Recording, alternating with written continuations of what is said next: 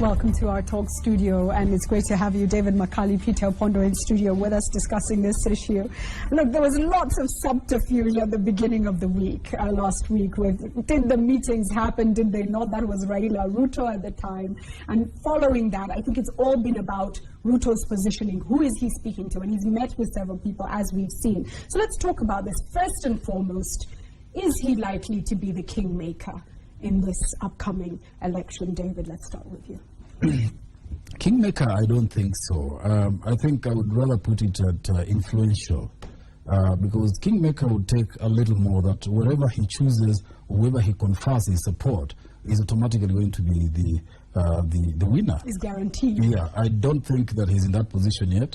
A bit influential. Whoever gets Ruto and his support needs something else to top up to actually make it to the presidency, in short. Okay. Yeah, I was of the view that Ruto was actually going to be a kingmaker in 2013, but now I am thinking that he will not be.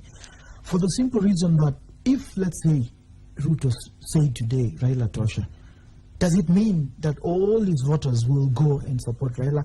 I don't think that will happen. And if William Ruto said it's Uhuru Kenyatta, does it mean Uhuru Kenyatta almost has enough support to win the presidency?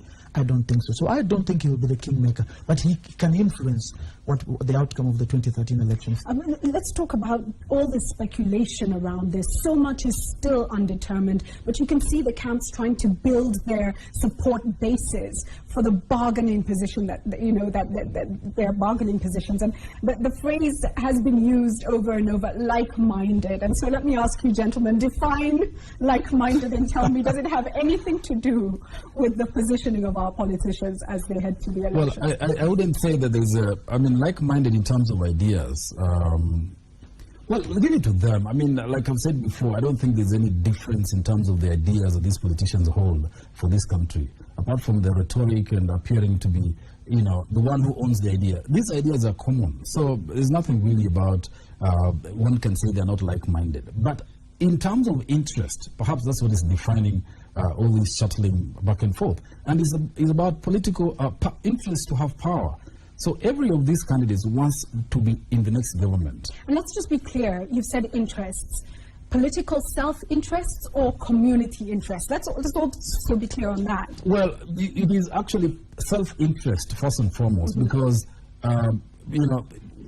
people are shy to say it's communal interest. Of course, those self-interests are being carry the communal interest behind them. Not necessarily. That's how they are marketed. That's how they're marketed. Yeah, so if you look at somebody who is saying, why is Ruto significant? Ruto is significant because he seems to, first he wants power for himself, and then secondly, he is carrying the aspirations of his community for that power to come and reside in their community.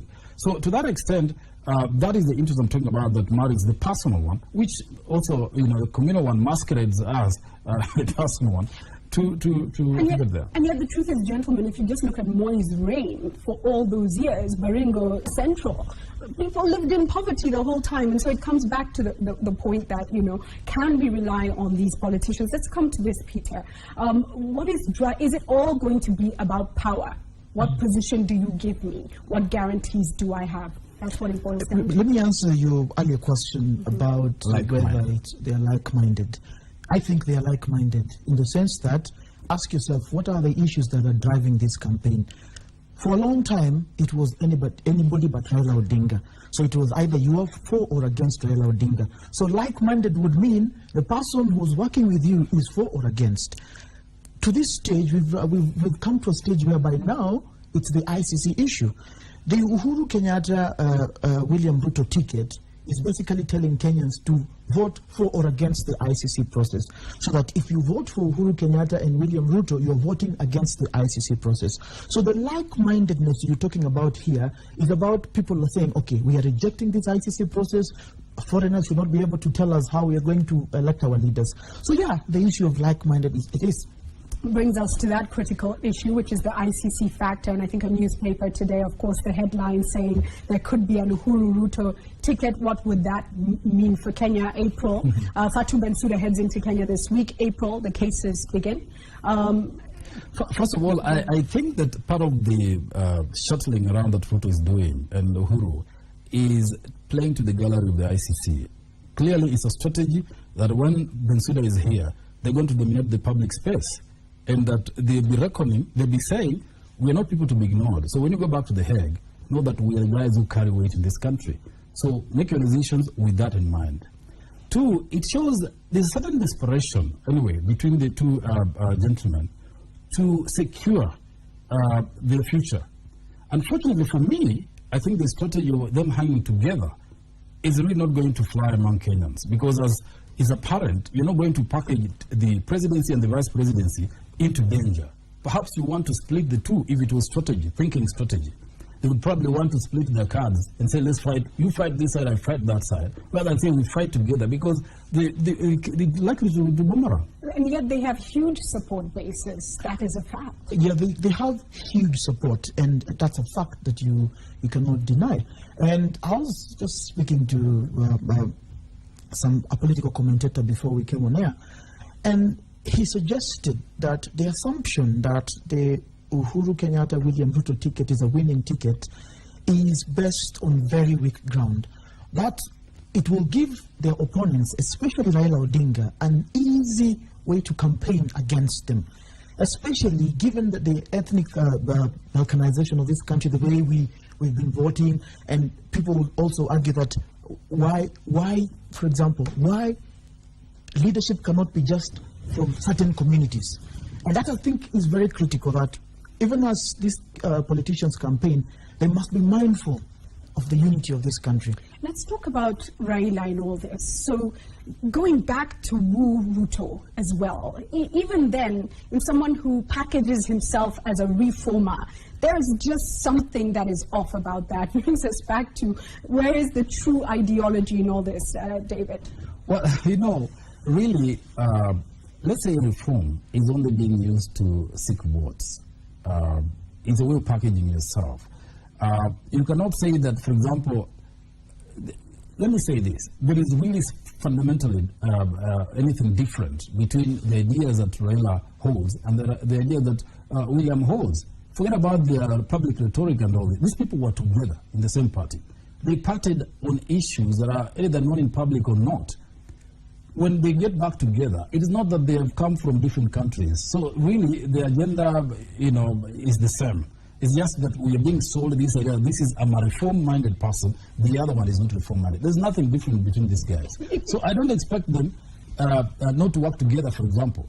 It is about the, the interest we talked about, the political power interest. It's just branding.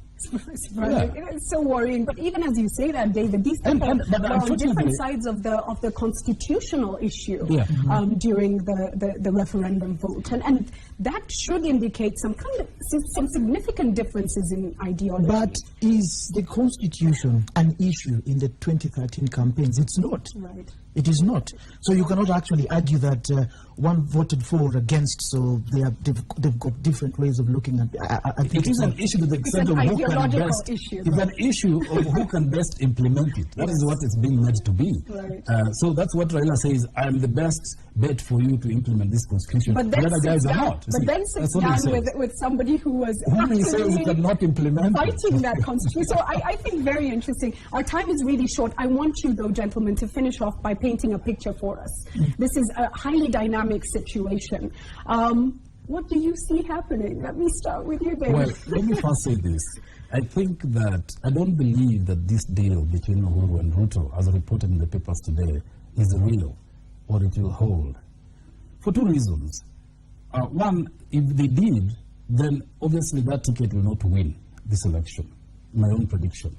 Your thoughts? Yeah. Two, it's difficult for Ruto to sell that ticket and go, because I don't think the ground is ready for that deal, from my understanding.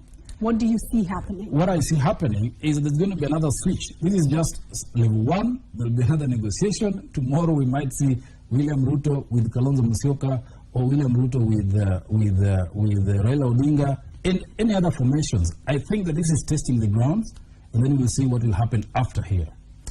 I 100% agree with Makali. If it was a done deal, Ruto would not have come to be quoted in the Sunday Nation the way it was quoted, saying we're trying to say this is where we are headed. I think it's not a done deal, and what we're going to see, the scenario I expect to see is that other leaders will come on board. I most likely see Kalonzo Musyoka playing a part. I see Musalia Mudavadi playing a part in trying to shift this alliance so far, because as it is, the Uhuru Kenyatta William Ruto ticket is a very tricky one. We haven't talked about any of the other presidential candidates, and there's the Martha Karua, Ole Kiapi, we've got Peter Kenneth, Raphael Tudor, and many others. How does this affect, very quickly in one sentence, how does the Ruto factor affect any of them, do you think? I think, well, you see, how Ruto moves and whom he works with confers a majority or a head start to that ticket. So it has the effect of either pulling people towards that ticket or therefore pushing others to an alternative, other side, so that the race is going to widen. Right. You know, yeah. Okay, so it's going to be interesting to watch. Yeah, it's going to be interesting because, I mean, if you do look at the numbers in terms of percentages, those who are for Ruto could be about maybe 12% locked for Ruto. Now that means wherever he goes, he can actually confer on another candidate a strong block of votes. So yes, he could influence the way this thing goes, but I think if it remains Uhuru Kenyatta, William Ruto, I don't think so. But I'll give you 10 seconds. Well, I just think that Ruto needs to watch out because his credibility could be on the line. Okay, on that note, and I do think there have been some SMSs coming in about this kind of bargaining position that we're seeing.